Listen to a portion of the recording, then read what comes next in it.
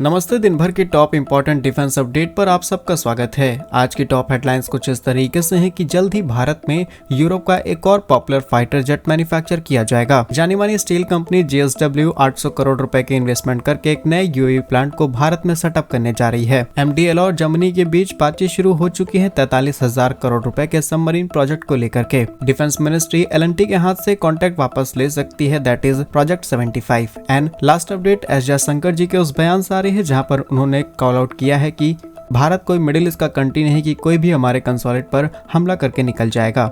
आइए आज की इस वीडियो में पांचों इंपॉर्टेंट अपडेट डिटेल्स में आपको बताते हैं। यदि आपको हमारी ये वीडियो पसंद आए तो इसे लाइक और चैनल को सब्सक्राइब जरूर कीजिएगा। तो सबसे पहले भारत और यूरोप से आ रही अपडेट की बात की जाए तो यूरोप का काफी पॉपुलर फाइटर जेट जिसे ग्रिपेन ई लड़ाकू विमान के नाम से जाना जाता है, इसे बनाने वाली कंपनी साब यानी कि SAAB जल्द ही डायनामेटिक टेक्नोलॉजीज के साथ पार्टनरशिप करके इसे भारत में प्रोड्यूस करने पर फोकस कर रहे हैं। लेकिन कंपनी की एक कंडीशन ये है कि भारतीय वायुसेना जिन नए 110 फाइटर जेट्स को खरीदने वाली है, इसमें मल्टी रोल फाइटर एयरक्राफ्ट को शामिल किया जाएगा। इस टेंडर में इन फाइटर जेट्स को शामिल किया जाए, तभी एक अच्छी खासी क्वांटिटी होने की वजह से ये भारत के अंदर अपने प्रोडक्शन को शुरू कर सकते हैं और कई प्रकार के लाइसेंस भी भारत को दिए जा सकते हैं, जहां पर भारत उसके पार्ट्स इजिली अलग अलग देशों को एक्सपोर्ट कर पाएगा। और सिर्फ छोटी यूनिट्स नहीं बल्कि FAL जिसे हम फाइनल असेंबलिंग लाइन भी कहते हैं, इसे भी भारत में सेटअप किया जाएगा। बस कंडीशन एक है कि भारत अपने नए कॉन्ट्रैक्ट के अंदर इन्हें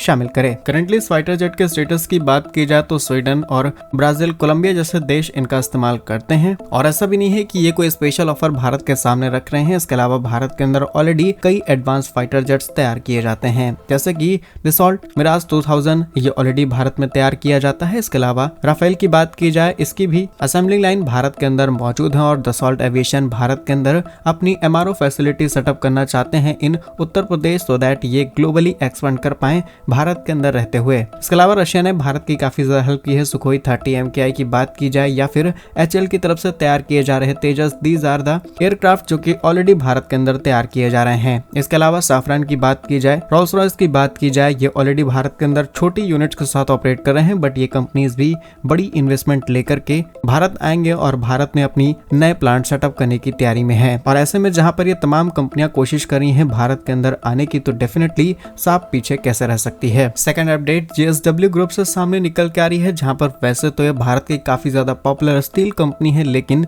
इनकी जो डिफेंस यूनिट है जो कि डिफेंस के लिए अलग अलग चीजें प्रोड्यूस करने का काम करते हैं, इसके अलावा कई प्रकार के कंपोनेंट्स इनकी तरफ से सप्लाई किए जाते हैं। बट रिसेंटली कंपनी ने डिसाइड किया है कि करीब 800 करोड़ रुपए की इन्वेस्टमेंट करके इन तेलंगाना एक नए प्लांट को सेटअप करेंगे, जहां पर UAV यानी कि अनमैन एरियल व्हीकल्स को तैयार किया जाएगा। इसमें भारत के कई इंपॉर्टेंट स्टार्टअप को पार्टनरशिप करते हुए इस प्रोडक्शन को और ज्यादा फास्ट किया जा सकता है। पॉसिबिलिटीज आर वेरी हाई कि DRDO की कुछ नई टेक्नोलॉजीज का भी इस्तेमाल किया जाए नए प्रोडक्शन को आगे बढ़ाने के लिए। इसके अलावा कुछ रिपोर्ट्स का ये भी कहना है कि JSW डिफेंस की अमेरिका की एक बहुत ही पॉपुलर और बहुत ही बड़ी कंपनी के साथ बातचीत हो रही है ताकि उनसे टेक्नोलॉजी को लिया जाए, यानी कि पूरी टेक्नोलॉजी ट्रांसफर होगी, देन तेलंगाना के अंदर नई यूनिट को सेटअप किया जाएगा। रिसेंटली विश्व आर्थिक मंच के दौरान तेलंगाना के मुख्यमंत्री रेवंत रेड्डी और JSW ग्रुप के पार्थ जिंदल आपस में एक इंपॉर्टेंट समिट करते हैं और इसी दौरान इस समझौते पर साइन किया जाता है और फाइनली ये कंफर्म हो चुका है कि नई यूनिट को तेलंगाना के अंदर सेटअप किया जाएगा। लेकिन एग्जैक्टली किस अमेरिकन कंपनी के साथ पार्टनरशिप होने वाली है, इसका नाम अभी तक पब्लिक में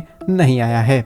JSW की एक इंपॉर्टेंट अचीवमेंट की बात करें तो कुछ समय पहले इन्होंने VBAT को बना करके दिया था, जो कि एक US है यानी कि अनमैन्ड एरियल सिस्टम। कुछ इस तरीके का दिखने वाला ये व्हीकल है जिसे सेना में अलग अलग तरीके से इस्तेमाल किया जा सकता है। नेक्स्ट अपडेट भारत के सबमरीन प्रोजेक्ट से सामने निकल के आ रही है, जहां पर भारत की जानी मानी ship builder company Mazagon dock ship builders limited और जर्मनी की थाइसन क्रुप मरीन सिस्टम के बीच जल्द ही एक इंपॉर्टेंट पार्टनरशिप हो सकती है। इसके अलावा कमर्शियल नेगोशिएशंस स्टार्ट किए जा चुके हैं, सो दैट भारत का जो प्रोजेक्ट 75 आई है उसके तहत हमें जो 6 नेक्स्ट जनरेशन सबमरीन्स तैयार करनी है, इसमें इन्हें शामिल किया जाए। और दोनों कंपनियां पार्टनरशिप करते हुए करीब 43,000 करोड़ रुपए की इस डील को फाइनल करने वाले हैं, जिसे भारत के लिए काफी इंपॉर्टेंट डील बताया जा रहा है। वैसे तो इसमें स्पेन की भी कुछ कंपनियों को नाम को शामिल किया गया है, लेकिन शायद स्पेन के साथ बात ना बन पाए। और सबसे बड़ी बात कि इसी सेम प्राइस पॉइंट पर AIP टेक्नोलॉजी, इसके अलावा इसकी stealth, under water capabilities, operational capabilities, इन सभी चीजों को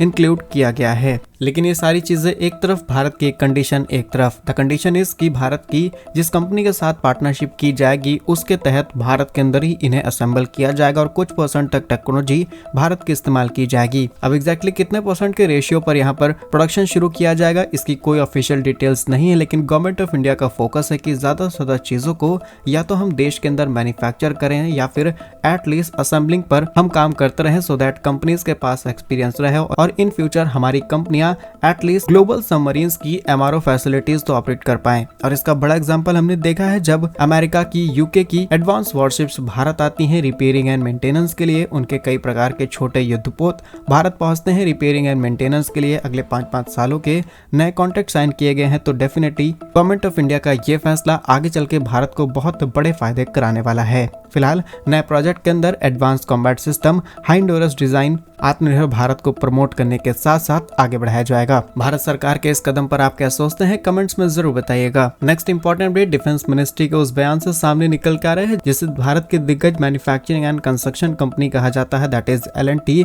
इन्होंने कुछ समय पहले 6 सबमरीन प्रोजेक्ट के कॉन्ट्रैक्ट को रिसीव किया था डिफेंस मिनिस्ट्री की तरफ से, लेकिन इसकी वैल्यू करीब 70,000 करोड़ रुपए की थी। लेकिन अब डिफेंस मिनिस्ट्री का कहना है कि यहाँ पर जो कॉन्ट्रैक्ट L&T के हाथ में मिला है इसमें गैर अनुपालन किया गया है। जानकारी के लिए आपको बता दें कि ये भी भारत के प्रोजेक्ट 75 का हिस्सा है, जिसके तहत 6 एडवांस सबमरीन्स भारतीय नौसेना को सौंपी जाएंगी, लेकिन इनका प्रोडक्शन भारत के अंदर किया जाएगा। और इस प्रोडक्शन के लिए स्पेन की कंपनी नवनित्य के साथ L&T ने एक इंपॉर्टेंट पार्टनरशिप की, तब जाकर के इस कॉन्ट्रैक्ट को फाइनल किया गया था। लेकिन अब इस प्रोजेक्ट में कई सारी प्रॉब्लम्स देखने को मिल रही हैं। पहली चीज, प्राइस को लेकर के इशू बन रहा है। इसके अलावा AIP टेक्नोलॉजी को लेकर के परफॉर्मेंस शायद सही तरीके से ऑपरेट नहीं हुई और भी कई टेक्निकल एरर की वजह से ये कॉन्ट्रैक्ट अब शायद आगे ना बढ़ पाए और एक बार फिर से इन नए प्रोजेक्ट को लेकर के टेंडर्स रिलीज किए जा सकते हैं। देखते हैं आने वाले समय में यहाँ पर कौन सी कंपनी पार्टिसिपेट करेगी। Next important update foreign minister S Jaishankar ji के बयान से सामने निकल के आ रही है, जहां पर रिसेंटली उन्होंने अमेरिका के अंदर इस बात पर बहुत ज्यादा फोकस किया। ये बात आपको बहुत ध्यान से सुननी चाहिए, बिकॉज सैन फ्रांसिस्को के अंदर 19 मार्च 2023 में भारत के कंसोलेट पर हमला किया जाता है।